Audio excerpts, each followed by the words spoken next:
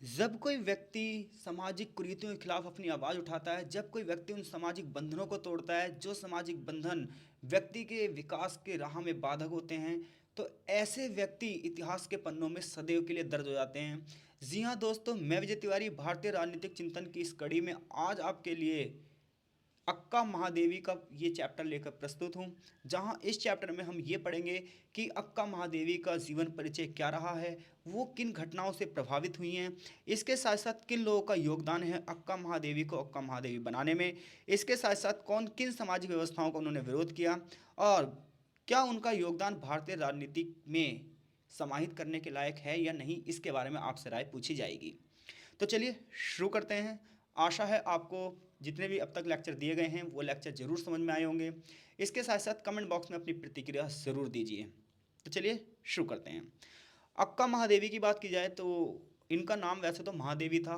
अक्का की इन्हें उपाधि मिली है जिसका मतलब होता है बड़ी बहन, यानी कि अक्का का मतलब क्या होता है, बड़ी बहन। वैसे इनका नाम क्या है, महादेवी है।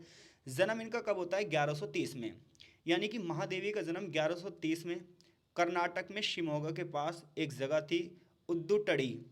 तो उद्दुतड़ी में इनका जन्म हुआ था। उद्दुतड़ी कहाँ पर है, शिमोगा के पास जगह है। शिमोगा कहाँ पर है, कर्नाटक में है। और कब जन्म हुआ इनका, 1130 में। कुछ विद्वान ये कहते हैं कि निर्मल शेट्टी और सुमति इनके माता पिता का नाम था, जो कि शिव के भक्त थे। तो ऐसे में इनके माता पिता जो शिव जी के भक्त थे, इसी का प्रभाव इनके ऊपर पड़ा।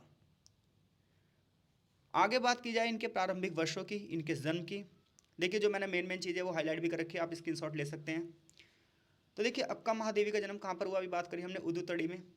और सबसे पहली बात की जाए तो इनका नाम क्या था, महादेवी। और अक्का की इन्हें उपाधि मिली है। अक्का का मतलब क्या होता है, बड़ी बहन, जो कि सम्मान और प्रेम की भावना को दर्शाने के लिए इनके नाम के आगे जोड़ा गया था। इसके अलावा हमें यह भी पता चलता है कि एक गुरु थे जिन्होंने इन्हें इष्टलिंग का आशीर्वाद दिया था। तो देखिए मैं बताऊं क्या था, साउथ इंडिया में खासतौर पर कर्नाटक में बासवन्ना नाम के ना एक ब्राह्मण थे। तो कर्नाटक जिले में जो बासवन्ना नाम के एक ब्राह्मण थे, इन्होंने जो उस समय एक संप्रदाय चल रहा था लिंग आयात, तो लिंग आयात संप्रदाय को पुनर्जीवित किया। देखिए लिंग आयात संप्रदाय क्या था, ये भगवान शिव को ना इष्टलिंग में पूजा करते हैं, शिवलिंग में नहीं इष्टलिंग में। और जो हथेली पर बहुत एक छोटा सा शिवलिंग के रूप में होता है और उसकी उपासना ये करते हैं। और ये ब्राह्मण होते हुए ब्राह्मणवाद के विरोधी हैं, सती प्रथा के विरोधी हैं। इनका मानना है कि व्यक्ति ना मृत्यु के बाद पुनर्जन्म वगैरह के चक्कर में नहीं पड़ता, बल्कि शिवलिंग में समा जाता है और उसके बाद वो यहीं पे मोक्ष प्राप्त कर लेता है।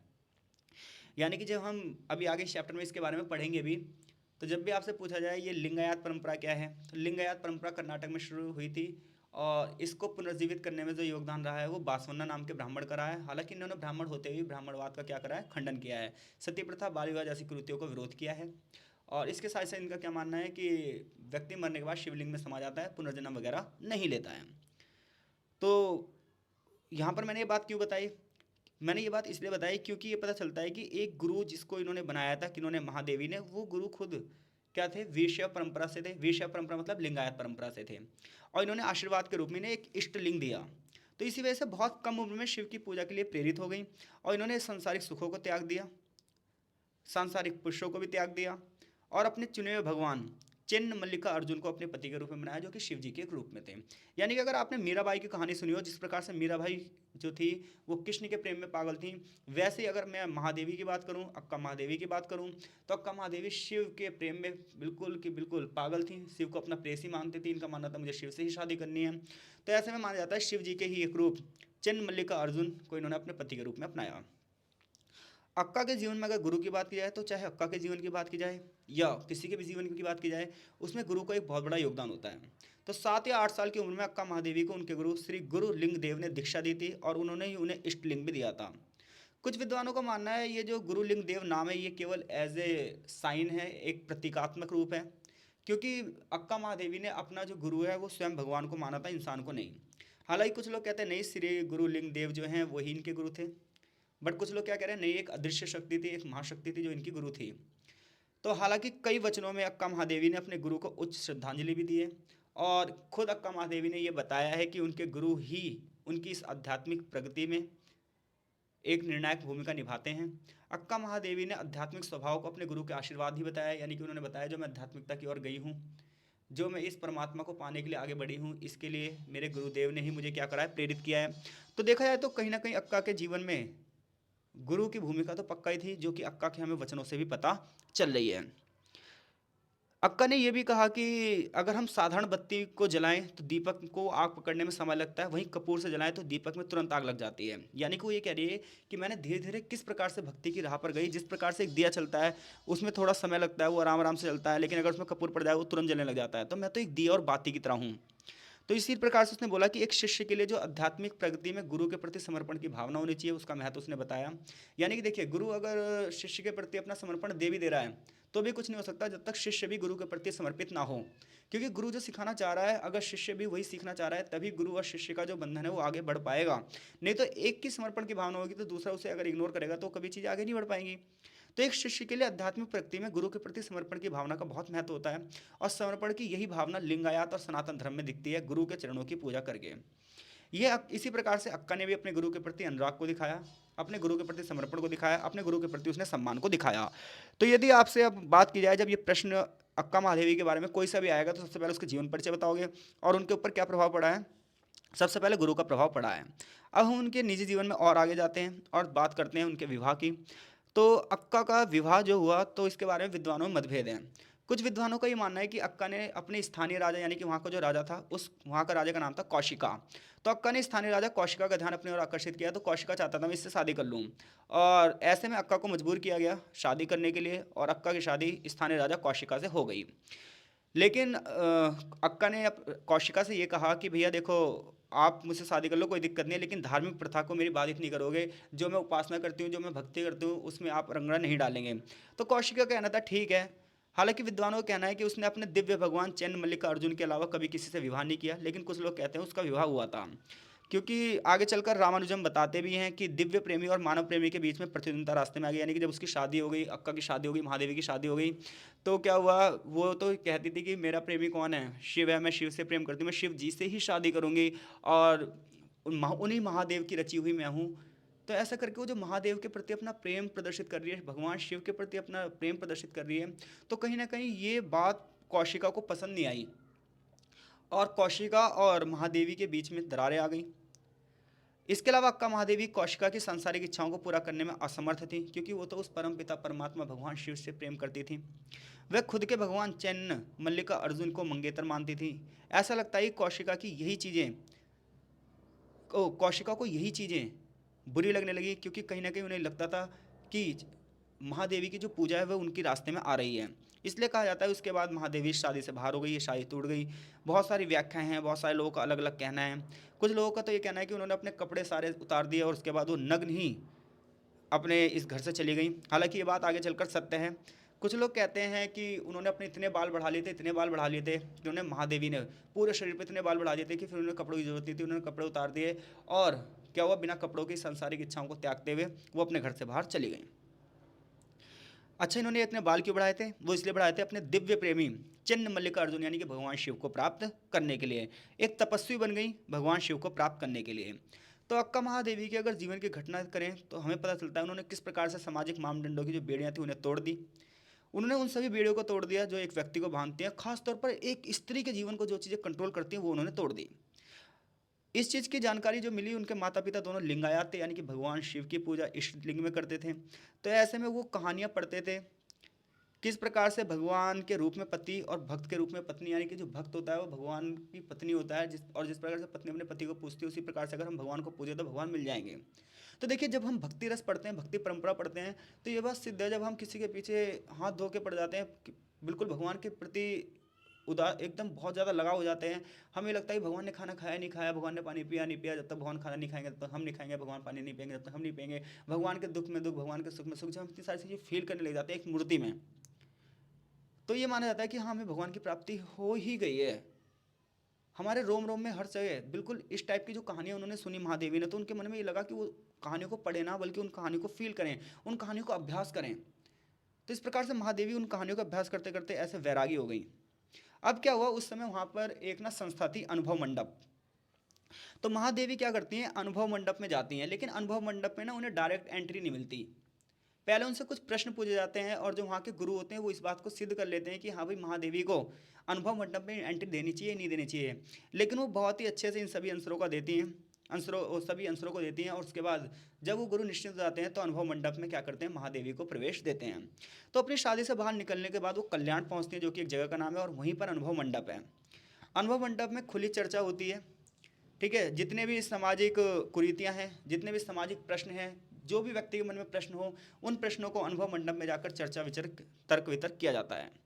अब क्या हुआ भाई, महादेवी ने यहाँ निडर होकर अपने विचार व्यक्त किए, और 15वीं शताब्दी में जो इनके विचार थे, जो इनके वचन थे, उन्हें इकट्ठा किया गया। और जो इनके ग्रंथ हैं, यानी कि इनके द्वारा दिए गए वचनों का जो ग्रंथ है, उस ग्रंथ का नाम है शून्य संपादने।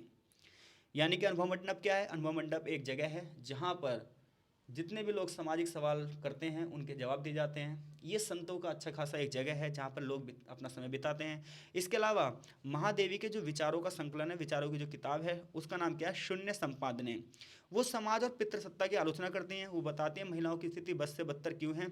उनका जो दृढ़ विश्वास था, इसी वजह से उन्हें समाज ने बड़ी बहन की उपाधि दी। और बड़ी बहन को वहाँ पर जो बोला जाता था कर्नाटक में, वो अक्का बोला जाता था।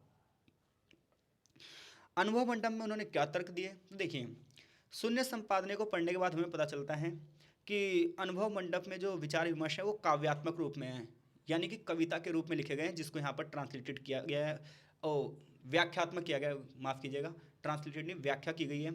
यहाँ पर बताया गया कि वहाँ पर एक बंदा था अल्लामा प्रभु। तो अल्लामा प्रभु के साथ उनका आदान प्रदान न केवल आध्यात्मिक स्थिति के बारे में हुआ, बल्कि उन्होंने अपने प्रिय चिन्ह मल्लिकार्जुन यानी कि भगवान शिव के बारे में भी बताया। अनुभव मंडप में जब उनका प्रवेश हुआ तो अल्लामा प्रभु ने उनके साथ एक प्रश्नों की श्रृंखला खड़ी कर दी। हाँ भाई, तुम इस मंडप में आना चाहती हो तो क्यों आना चाहती हो, भगवान के बारे में क्या सोचती हो। ऐसे में जो ये बंदा था, कौन, अल्लामा प्रभु, इन्होंने इनसे बहुत सारे प्रश्न किए। तो जब इन्होंने बहुत सारे प्रश्न किए तो इन सवालों का जवाब महादेवी ने पता क्या कहा, इनका जवाब इस प्रकार से दिया कि वो किस प्रकार से इस दुनिया से अलग हैं। उन्होंने पता क्या कहा, उन्होंने कहा, क्या होगा यदि ये शरीर काला और मुरझाया हुआ है, क्या होगा यदि ये शरीर काला और मुरझाया हुआ है, हे भगवान, क्या होगा अगर शरीर चमक रहा है मेरे भगवान। यानी कि क्या कह रही हैं, अगर ये शरीर काला है, ये शरीर मुरझाया हुआ है तो क्या होगा हे भगवान, और अगर ये शरीर चमक भी रहा है तो क्या होगा मेरे भगवान। अरे भीतर शुद्ध होने के बाद हे भगवान चिन्ह मलिक का अर्जुन क्या मायने रखता है। यानी कि मैं अगर अंदर से शुद्ध हूं तो ये क्या मायने रखता है कि मैं बाहर से चमक रही हूँ या बाहर से काली हो गई हूँ, क्या मायने रखता है हे भगवान। आप जिस शरीर से प्यार करते हो वो कैसा है, ये क्या मायने रखता है भगवान। आप तो मन की शुद्धता चाहते हो भगवान। ऐसे में महादेवी अक्का के इन वचनों को देखकर, इस विनम्र प्रतिक्रिया को सुनकर, जितने भी वहाँ पर शरण लोग थे उन सबके हृदय में परिवर्तन हुआ, और उसके बाद अनुभव मंडप में प्रवेश करने की उन्हें अनुमति मिली। यानी कि अनुभव मंडप में उन्हें ऐसी अचानक से एंट्री नहीं मिल गई, वहाँ पर भी जाके उन्होंने अपने ज्ञान को प्रदर्शित किया। उन्होंने ये बताया कि भगवान को अगर मैं प्रेम करती हूँ तो कितना करती हूँ और क्यों मुझे इस मंडप में आना चाहिए। और जब उन्होंने ये कहा कि शरीर कैसा भी हो क्या मायने रखता है, वो तो मेरे भगवान है, वो सबको चाहते हैं, तो शायद उनकी इसी दलील की वजह से अनुभव मंडप में उन्हें क्या मिला, प्रवेश। लेकिन वो इसके बाद भी नहीं रुकी। अनुभव मंडप में उन्होंने ज्ञान लिया और उसके बाद वो चल दी श्री शैलम की यात्रा पे। कह रहा है परमात्मा की उनकी खोज की कोई सीमा नहीं थी। 25 साल की उम्र में कल्याण से निकल कल अक्का महादेवी ने परमात्मा की तलाश में अपनी यात्रा जारी रखी और आंध्र प्रदेश की श्री शैलम पहाड़ियों में, घने जंगलों में अपने भगवान चिन्न मल्लिका अर्जुन के साथ उनका मिलन हुआ। ऐसा माना जाता है कि जब वो आंध्र प्रदेश के श्री शैलम पहाड़ियों में चली गई, वहाँ जाकर उन्होंने तपस्या करी, तो ये माना जाता है स्वयं भगवान शिव उनकी तपस्या से प्रसन्न होकर मेरे महादेव चिन्न मल्लिका अर्जुन के रूप में आए और इनसे विवाह किया। इसके बाद अक्का जैसे भक्तों ने समाज में मौजूद व्यवस्था के खिलाफ विरोध किया। उन्होंने उन महिलाओं को एक मौका दिया जो महिलाएं समाज के द्वारा बनाए गए नियमों की जंजीर में जकड़ी होती हैं। उन्हें उन रिश्तों से बाहर निकलने का मौका दिया जिनमें वो अनिच्छा से, यानी कि बिना उनसे पीछे धकेल दिया जाता है। अक्का ने अपने प्रेम को परमात्मा से मिलाने की कोशिश करी। वह सोचती रही। अक्का का चिन्ह मल्लिकार्जुन का विचार पौराणिक शिव में दिखता भी है। दिव्यता बताया गया कि भगवान शिव दिव्य रूप में किस प्रकार से आए हैं। वह व्यक्ति जिसने उनकी आत्मा को त्रस्त कर दिया है। उन्होंने हर चीज में परम तत्व देखा है। उन्होंने पता है प्रकृति से कितना प्रेम करा है, भगवान से कितना प्रेम करा है। उन्होंने हर पेड़ को स्वर्गीय वृक्ष देखा है, हर पेड़ को कल्प वृक्ष देखा है, प्रत्येक झाड़ी को संजीवनी के रूप में देखा है। संजीवनी जो कि जीवन देने वाली एक औषधि थी। प्रत्येक स्थान उनके लिए तीर्थ स्थान था, प्रत्येक जल अमृत था, प्रत्येक चट्टान उनके लिए चिंतामणि जैसी थी। उनकी सांस ही दिव्य सुगंध में बदल गई। परमात्मा को जान लेने के बाद कुछ जानने को उनके लिए शेष ही नहीं रहा। वो तो उस मधुमक्खी की तरह हो गई जिसने चिन्ह मल्लिका अर्जुन के अमृत को पी लिया और वो उसी अमृत में डूब गई, और जो रह गया था वो कुछ भी नहीं था, बिल्कुल भी कुछ रह ही नहीं गया था उनके लिए, क्योंकि उन्हें वो मिल गया जिसके लिए उन्होंने जन्म लिया था। कोई इच्छा उनके मन में रह ही नहीं गई। तो ये अक्का महादेवी का प्रारंभिक जीवन था। आगे चैप्टर में अक्का महादेवी के प्रमुख वचन लिखे हैं और इसके साथ साथ समाज पर उनके विचारों का क्या प्रभाव पड़ा है, इसकी चर्चा हम इस चैप्टर के पार्ट 2 में करेंगे। जहां पार्ट 1 में बस हमने ये जाना है कि अक्का महादेवी का प्रारंभिक जीवन क्या था, किस प्रकार से उन्हें अनुभव मंडप में प्रवेश मिला, किस प्रकार से उन्होंने विवाह और त्याग दिया, और किस प्रकार से अंत में मल्लिका अर्जुन से उन्होंने शादी की। आई होप सो लेक्चर आपको जरूर समझ में आया होगा। यहाँ से प्रश्न सिर्फ ये बनता है कि अक्का का प्रारंभिक जीवन कैसा था और उनके पहले गुरु की उसमें क्या भूमिका थी, या फिर महादेवी के विवाह के त्याग और श्रीशैलम तक की यात्रा का वर्णन कीजिए। इस संबंध में अनुभव मंडप की क्या भूमिका है। आई होप सो यदि ये प्रश्न बनता है तो आप डेफिनेटली इस प्रश्न का उत्तर देने में सक्षम हैं। चैप्टर के पार्ट 2 में हम बात करेंगे किस प्रकार से पितृसत्तात्मक समाज पर महादेवी ने अपने कटाक्ष किए हैं। तो यदि आप हमारे चैनल पर नए हैं तो चैनल से जरूर जुड़िए। लेक्चर समझ में आया हो तो वीडियो को जरूर लाइक कीजिए। इसके साथ ही साथ यदि आपके जो प्रश्न हैं, असाइनमेंट से संबंधित कोई दिक्कत है, तो आप हमारे टेलीग्राम ग्रुप को ज्वाइन कर सकते हैं, जो कि द बुक सोसाइटी के नाम से है। लिंक डिस्क्रिप्शन बॉक्स में है, चैनल के डिस्क्रिप्शन में भी है। इसके साथ साथ आप मुझे इंस्टा पर ही फॉलो कर सकते हैं। अगर कोई लाइव सेशन होता है या कोई इन्फॉर्मेशन होती है तो हम वहाँ पर आपके साथ शेयर करेंगे। तो मिलते हैं आपसे नेक्स्ट वीडियो में, तब तक के लिए आपका बहुत बहुत धन्यवाद।